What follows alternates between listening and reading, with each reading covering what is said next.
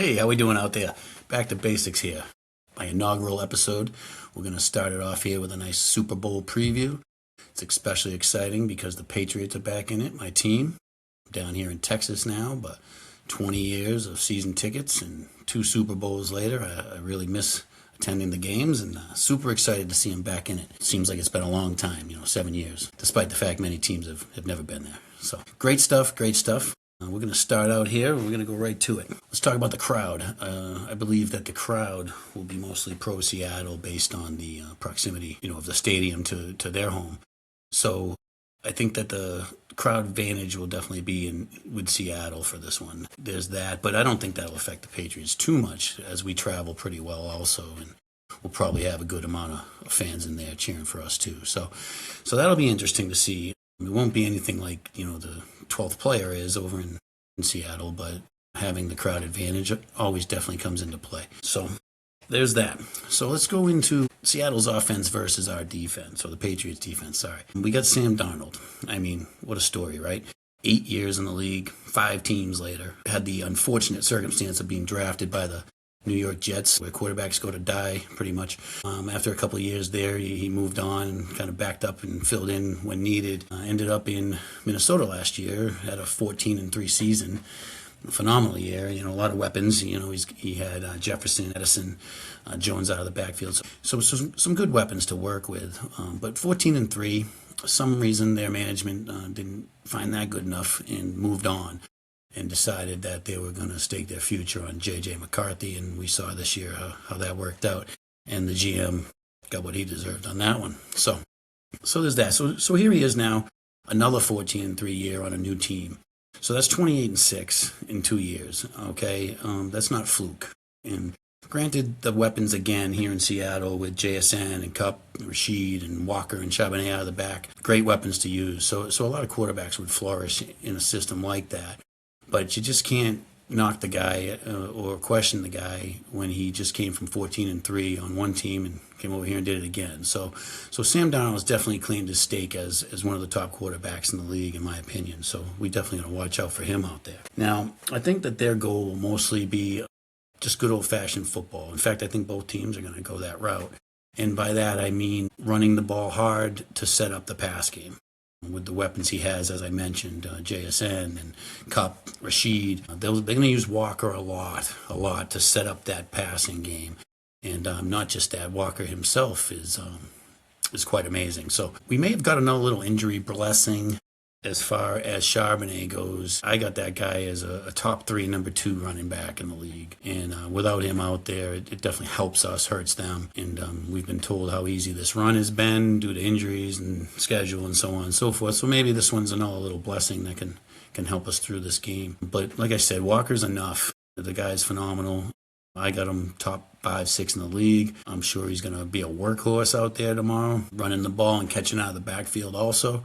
Without Charbonnet again, it's a little bit of an advantage for us. They got a couple guys coming out of the backfield, Halani and Akers backing up, none of which equal out to Charbonnet in my opinion. So I think their offense is going to run pretty well, and our defense's goal will be, again, good old-fashioned football. I see this game as a good old-fashioned defense versus offense game, where you're just going to use the classic techniques. Like the defense, I think both teams, their goal will be to put pressure on these guys, because you got to put pressure on them, because once you give Darnold some time with the weapons that he has and the speed that those weapons have, someone's going to get open. So I think it'll be a really big thing for the Patriots to put a lot of pressure on them, or at least as much as possible. So it looks like coverage-wise, I mean, we got Gonzalez.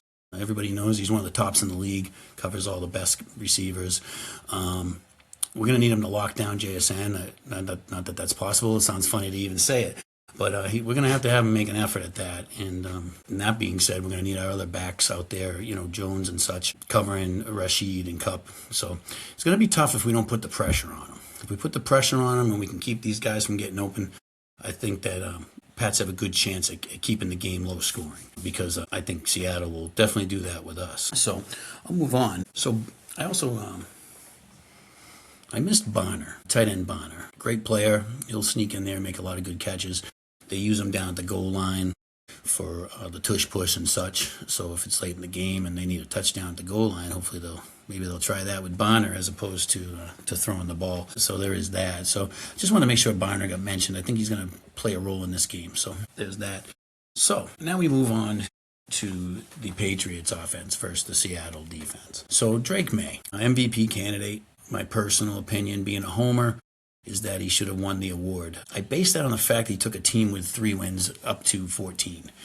Granted, Vrabel has a huge play in that. The guy's a phenomenal coach, got these guys playing the way he needs them to. But still, you put in this quarterback and you change like that and your record changes that dramatically, the definition of valuable comes into my mind, and I place him as the most valuable player on any team. If Stafford was on the Patriots, probably the same thing. And if May was on the Rams, I have no idea how they would have gone.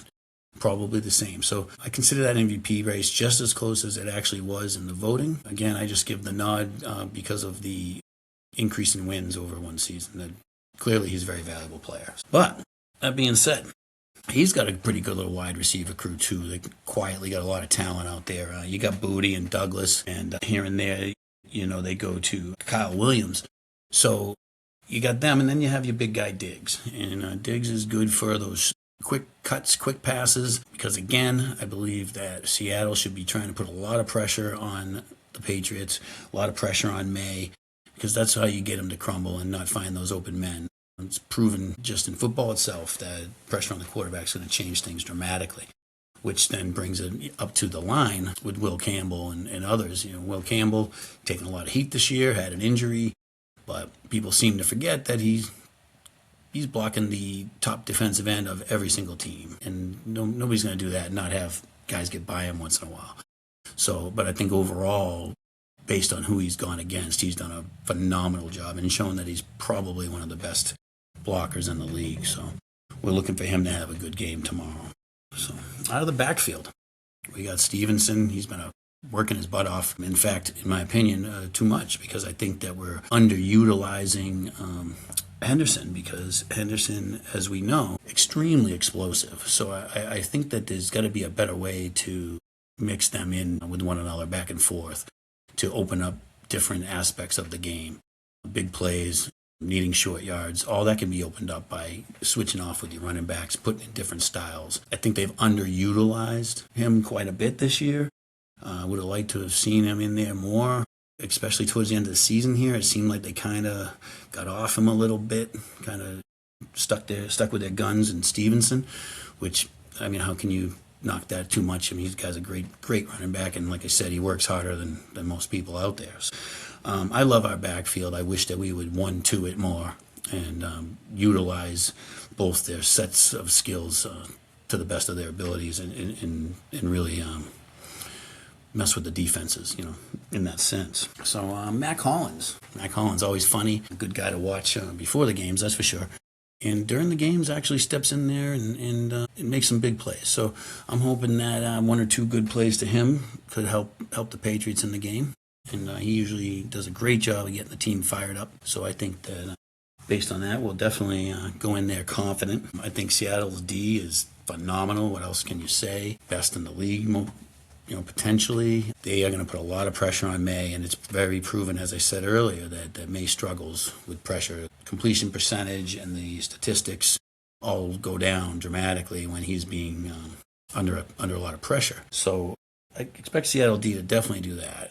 And they're going to have to cover our guys and, again, rely on the pressure to not give our guys chances to get open. And good old-fashioned football, I see this. I don't see anything other than that. You got an offense that's going to have to use the running to open up the passing, and you got defenses that are going to have to put pressure on the quarterback to keep receivers from having time to get open. So it's really good old-fashioned football tomorrow. You switch over to the special teams. I got to give Seattle quite the advantage there. Shaheed is just so fast. And I also, just as a quick little prediction, I do believe there'll be 1 or 2 shots from Darnold in Seattle down the field to Rashid. So I hope the Patriots are ready for that, because it's very difficult to cover a receiver like JSN while you're still worried about a guy that runs a 4-second 40 getting open downfield on you. And then you got Kupp, experience, great route runner. So both teams got some receivers to worry about. It's going to put a lot of trouble on the defenses, in my opinion. Yet again, going to really come down to the pressure on the quarterbacks. I see each team with at least 2 sacks tomorrow. That would be my prediction on that, just based on the amount of times I think they're going to be sending the house at these guys. So field position will be enormous. Just to stay on the special teams kick, Rashid puts them in good field position. Not only is he a dangerous guy that could run you back for a touchdown, most of the time he's so fast, he's getting out to that 35 mark that they're looking for, if not more. So definitely gotta be careful of that. Our special teams, our returns, I believe they've been using Jones still. He's nice. I don't so much like when I see important defensive or offensive players out there returning kicks. Just the old superstition of them getting hurt and whatnot. But Jones is great at running back the ball, and hopefully he can do a little something for us tomorrow and get or at least keep us in good field position. The kickers, I mean, I think we both teams have pretty average kickers. I think that's not gonna. I don't think that's gonna come into play too much. We don't have any of those kickers like Aubrey or whatever that are kicking, or Little that are kicking 75-yard field goals. Neither one of these guys are gonna be doing that, so I don't think that's anything that we have to worry about.